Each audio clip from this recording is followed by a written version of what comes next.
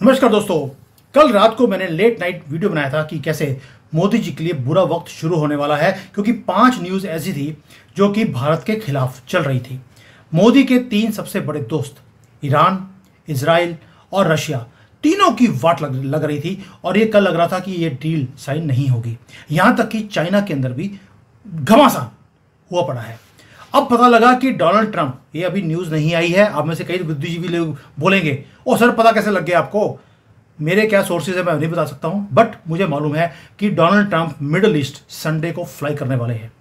Middle east, और सुना है कि वो क्योंकि शोमैन है, वो बोल रहा है डोनाल्ड ट्रंप कि भी मैं गाजा जाना चाहता हूं या इजराइल जाना चाहता हूं, लेकिन उनकी जो सिक्योरिटी फोर्सेज है उन्हें जाने से मना कर रही हैं। ये सारी न्यूज़, जितने भी लिंक्स मैं दिखा रहा हूं, ये सारे मैंने डाल दिए हैं टेलीग्राम के अंदर। हमेशा की तरह आप जाकर सीख सकते हैं, देख सकते हैं कि कैसे सेस्मिक शिफ्ट है जो हमारी आंखों के सामने ग्लोबल जियोपॉलिटिक्स में हो रही है। और डोनाल्ड ट्रंप जब से आए हैं उन्होंने तो घमासान एक कर ही दिया।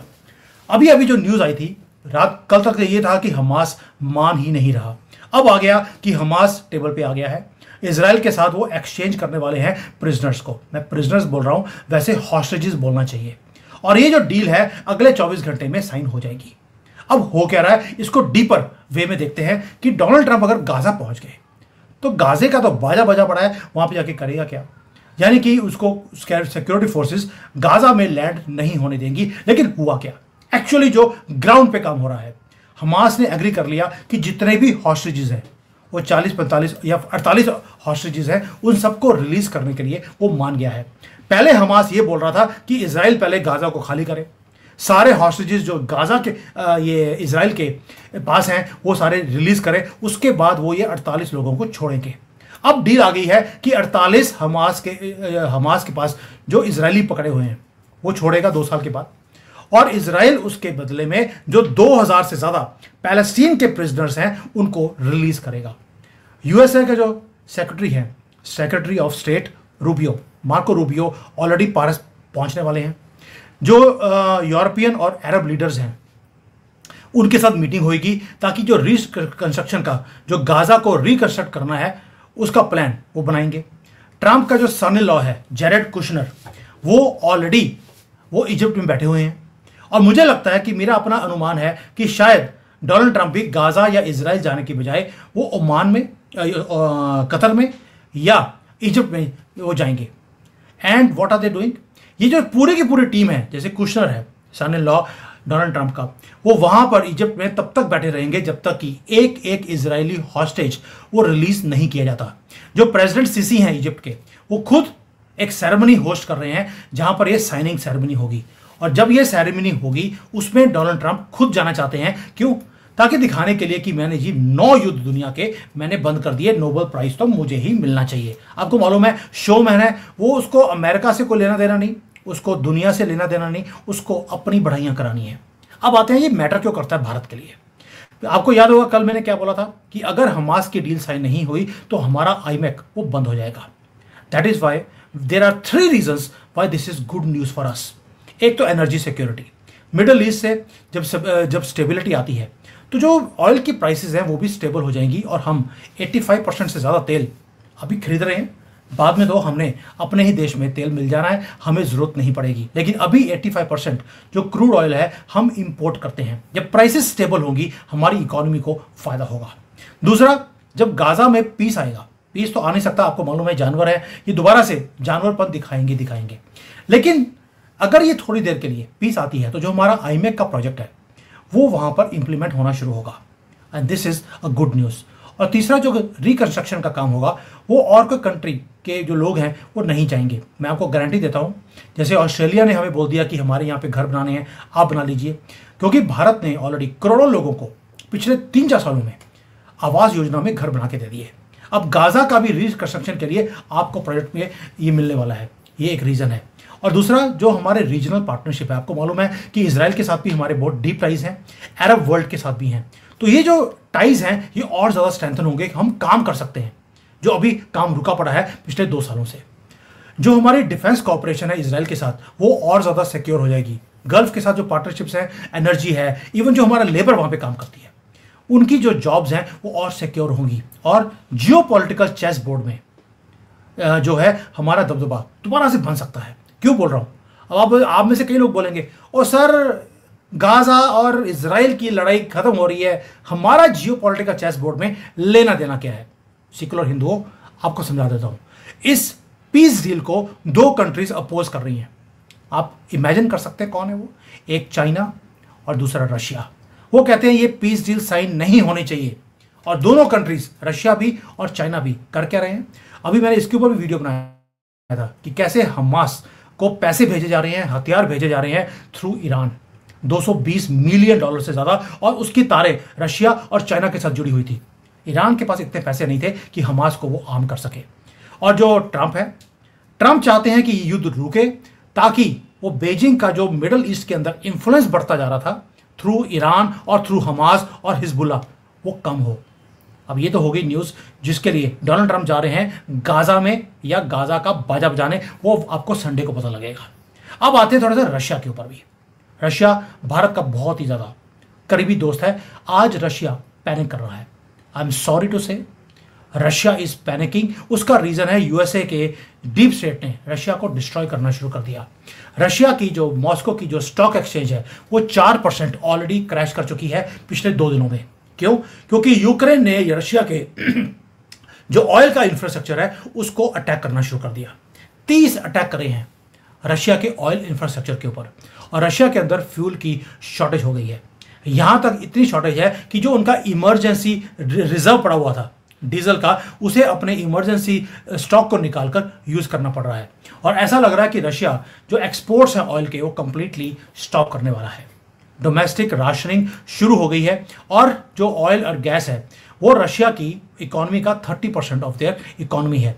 ये बहुत बड़ी बुरी न्यूज़ है पुतिन के लिए और भारत के लिए भी, क्योंकि हमने पिछले 3 सालों में जितना तेल निकाला है दुनिया का, आपको मालूम है, हमने रशिया से तेल लेकर पूरी दुनिया को चलाने का काम हमने किया। लेकिन अगर ये बंद होता है हमारी इकोनॉमी को फर्क पड़ेगा। अब आते हैं एक और चीज़ जो मुझे बतानी नहीं चाहिए लेकिन मैं बता रहा हूं आपको। रशिया के 1.5 लाख लोग, आपको मालूम है एक बखमूत एरिया है यूक्रेन के पास, वहां पे लड़ाई कर रहे हैं। लेकिन उनके अगेंस्ट 1.5 लाख रशियन ट्रूप्स के अगेंस्ट सिर्फ 4000 यूक्रेनियंस हैं, और वो रशिया को मात दे रहे हैं। वाई?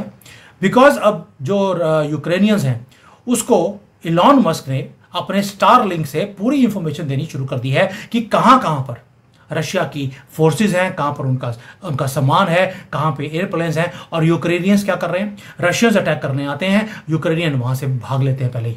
तो होता नहीं है, और वो यूक्रेनियंस फिर उसी इंफॉर्मेशन को रशिया के अगेंस्ट यूज कर रहे हैं। ड्रोन्स यूज किए जा रहे हैं, स्टारलिंक यूज किया जा रहा है, प्रिसीशन स्ट्राइक्स हैं, एंड एक और चीज है, वो डिस्ट्रॉय कर रहे हैं रशिया के मोराल को। ये चीजें हो रही हैं वहां पर रशिया में। हमारे लिए पूरी खबर है, क्योंकि हमारा दोस्त है उसकी पिटाई हो रही है। बट इसके लिए आपको ये भी लिखना पड़ेगा कि कल को यही चीजें, जो वो टेक्नोलॉजी यूज कर रहे हैं यूक्रेन के खिलाफ, वही चीज वो भारत के खिलाफ भी यूज कर सकते हैं। इसलिए हमें भी बड़ा ही संभल कर हमें मैनूवर करना पड़ेगा। ये हो गया। अब आते हैं चाइना के ऊपर भी। भाई मैं ट्रंप से शुरू हुआ था, रशिया बता दिया, चाइना का भी बताना जरूरी है क्योंकि हमें इफेक्ट करता है। चाइना के अंदर बहुत ज्यादा अग्रेसिवली चीजें होनी शुरू हो गई। जब चाइना कॉर्नर होता है, आपको देख ले पिछले 2 हफ्तों से मैं एक बार बार बार बोल रहा हूं, इसका मीनिंग होता है जब चाइना अपने कंट्री में घिर जाता है तो वो बाहर जाकर पंगे लेता है। चाइना का एक फाइटर जेट J-16 60 मीटर नजदीक आ गया कैनेडियन एयरक्राफ्ट के, जो वहां पर पेट्रोलिंग कर रहा था साउथ चाइना सी में, साउथ चाइना नहीं, ईस्ट चाइना सी में, जापान के पास। इंटरनेशनल वाटर्स में हुआ 60 मीटर फाइटर जेट आना, आप समझ सकते हैं कि कितना बड़ा खतरे की घंटी है। और वो जो फाइटर जेट था चाइना का, उसके अंदर लॉन्ग रेंज के मिसाइल्स भी थे। ये हाईएस्ट रिस्क एनकाउंटर है, आज तक दुनिया में कभी ऐसा नहीं हुआ है। अब ये मैटर क्यों करता है? क्योंकि चाइना यही प्लेबुक हमेशा यूज करेगा साउथ चाइना सी में, हमारे LAC पे, LOC पे, ताइवान के पास, फिलीपींस के पास। जब जब चाइना के अंदर प्रॉब्लम्स आई, वो अपनी बाउंड्रीज को टेस्ट करना शुरू करता है। वो टेस्ट करता है कि सामने वाला का रिस्पॉन्स क्या है। आप देखिए, भारत ने रिस्पॉन्स दिया गलवान के बाद, उसके बाद चाइना पीछे हट गया। लेकिन अब जो कनाडा है, कनाडा ने बोल दिया कि इस इंसिडेंट के बाद अब हम अमेरिका के साथ मिलकर चाइना की वाट लगाने वाले हैं। अब ये चाइना ने किया क्यों? उसका रीज़न है कि जो एक विद्रोह जैसा माहौल है चाइना के अंदर, सबने बोलना शुरू कर दिया कि हम दुखी आ गए हैं, हमारी ज़िंदगी नहीं चल रही है, इकोनॉमिकली हम डाउन चलते जा रहे हैं, जो अनएम्प्लॉयमेंट है वो चरम सीमा के ऊपर है। और लोगों ने बोलना शुरू कर दिया अब ये सिस्टम कोलैप्स करेगा, ये ज़्यादा देर तक चल नहीं सकता। ये रीज़न है जिसके कारण अब जो सीसीपी है या चाइना है, उन्होंने आंखें दिखानी शुरू कर दी बाहर की तरफ। एक काम और हुआ है, चाइना ने किया कि जो भी लोग चाइना के खिलाफ, जो चाइनीज़ हैं चाइना के खिलाफ, वो कोई आर्टिकल्स लिख रहे हैं, इन्हों को वीडियो बना दिया, वो दुनिया में कहीं भी बैठे हों, चाइना जाता है उनको उठा के वापस ले आता है। आप सोच के देखिए, चाइना के खिलाफ बोलने वाले तो भारत में तिब्बतन रेफ्यूजीज हैं, उगर वाले हैं, चाइनीज़ डिजिडेंट्स हैं, वो भारत में बैठे। अब चाइना उनको भी उठा कर लेके जाएगा और माफिया मंगवाएगा यहाँ पर नेशनल टीवी पर। अब इसको देखते हैं कि ये सारा जो मैटर मैंने बताया आपको, कहाँ से डोनाल्ड ट्रंप जा रहे हैं गाजा में, रशिया की वाट लग रही है, इधर चाइना अपनी ही वाट लगवा रहा है। इसका मीनिंग क्या है?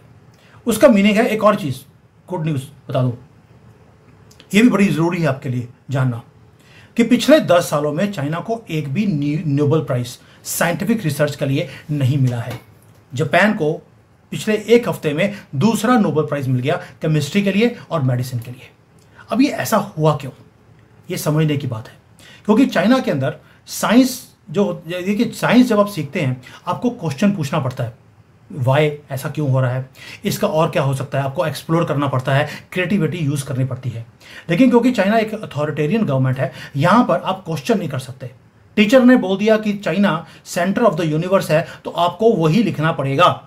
जबकि बच्चे ने पूछ लिया एक बार कि सर हम तो नॉर्थ के एक कोने में हैं, हम सेंटर कैसे हो सकते हैं? उसने बोला अगर पास होना है तो आपको लिखना पड़ेगा कि पूरे यूनिवर्स का सेंटर जो है वो चाइना है। स्टूडेंट्स को ट्रेन किया जाता है, आपको मेमोराइज करना है, आप सोच नहीं सकते यहाँ पर। यानी कि इंडिपेंडेंट थॉट को क्रश किया जाता है चाइना के अंदर, इसलिए ये कॉपी कर लेते हैं। कॉपी करने के बाद ये उसके बाद कभी भी अपना दिमाग नहीं लगाते। यहाँ तक कि अगर इन्होंने F-35 को कॉपी किया, उसका नाम रख दिया J-35, दैट्स इट। इतना दिमाग है इनका।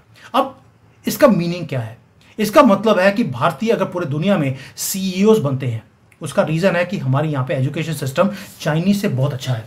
अब मैं क्वेश्चन पूछता हूँ कि अगर हमारा एजुकेशन सिस्टम बेटर है, इनके पास दिमाग नहीं है, फिर भी ये हमें बीट क्यों कर रहे हैं? इसका आंसर आप खुद दे दीजिए, मैं अभी आंसर नहीं दूंगा। आपके कमेंट्स देखने के बाद I will tell you why China beats us when it comes to business और एनीथिंग एल्स। जबकि हमारे लोग पूरे दुनिया में छाए हुए हैं, चाइनीज तो कहीं भी आपको दिखते नहीं है, वर्कर क्लास है, कभी भी आपको टॉप पोजीशंस पे वो नहीं दिखेंगे। अब आते हैं, ये आंसर आपका देखने के बाद आई विल रिप्लाई यू। अब बिगर पिक्चर क्या है? बिगर पिक्चर देखिए, मिडिल ईस्ट में फाइनली पीस आने के बिल्कुल कगार के ऊपर है। ये जो डेकेड्स ओल्ड कॉन्फ्लिक्ट है, हो सकता है ये सॉल्व हो जाए। और गाज़ा में जो हमास के जानवर हैं, उन्होंने बोल दिया कि वो अब गाज़ा के अंदर जो उनका कंट्रोल था उसे छोड़ने के लिए वो रेडी हो गए हैं। अब आगे वो ट्रंप कंट्रोल लेंगे, इजराइल लेगा, या पैलेस्टीन के जो लोग हैं या गाज़ा के जो लोग हैं वो उस कंट्रोल को लेंगे, ये वक्त बताएगा। रशिया की जो इकोनॉमी है उसको क्रैश करने की कोशिश की जा रही है, यूक्रेन की सपोर्ट की जा रही है। इधर चाइना एग्रेसिव होता जा रहा है क्योंकि अनस्टेबल है घर के अंदर। जब वो घर के अंदर अनस्टेबल होते हैं, वो एग्रेशन बाहर दिखाते हैं। और जो डेमोक्रेसीज हैं, उन्होंने अब एक दूसरे के साथ कोऑर्डिनेट करना शुरू कर दिया कि कैसे, जैसे कनाडा है, उन्होंने अमेरिका के साथ कोऑर्डिनेट करना शुरू किया है कि चाइना को काउंटर कैसे करना है। और हमारे लिए, भारत के लिए ये एक मैसिव अपॉर्चुनिटी है। जितना पीस की तरफ मिडिल ईस्ट जाएगा, उतना हमारी position towards gulf and south east Asia हमारी भी स्ट्रांग होती है। हमारे जो पार्टनरशिप्स हैं इजराइल, USA, जापान, बाकी सारी कंट्रीज़ के साथ, वो और डीप होंगी। हमें भी टाइम मिल रहा है कि जो हमारी मिलिट्री है उसको मॉडर्नाइज कैसे करना है रैपिडली, क्योंकि हमारी इकॉनमी राइज कर रही है, तो हमारे पास उतना पैसा है कि हम अपनी मिलिट्री को मॉडर्नाइज कर सकते हैं। और आपको मालूम है कि 21वीं जो ये सेंचुरी है, ये चाइना की नहीं है, ये अमेरिका की नहीं है, ये यूरोप की नहीं है, ये है हमारी। उसका रीज़न एक ही है, एक तो हमारे कंट्री में रियल टर्म्स में फ्रीडम है और हम अथॉरिटेरियन गवर्नमेंट के साथ काम नहीं कर रहे। एक डेमोक्रेटिक सेटअप है, कभी बीजेपी हारेगी, कभी जीतेगी। और ये जो मोमेंटम है, जो मोदी जी ने 2047 का एक प्लान बना दिया विकसित भारत का, ऐसा लगता है कि हम उधर बड़ी तेज़ी से चल रहे हैं। और ये मोमेंट हम लूज नहीं कर रहे। We are working entirely on one project, 2047 विकसित भारत। और योगी जी ने पहले बोल दिया कि जिनके दिमाग में ये फतूर है कि वो गज़वे हिंद कर लेंगे, उनका पिछवाड़ा ये लाल होगा और कुछ नहीं होगा। और कल पता लगा कि वहां पर कुछ जिहादियों ने लड़कियों को तंग करने की कोशिश करी। जिस हाथ से उन्होंने टच किया था उस हाथ को तोड़ दिया गया। मैं होता तो हाथ को काट देता। बाकी अब समझ आ रहा है। Thank you. जय हिंद। वंदे मातरम।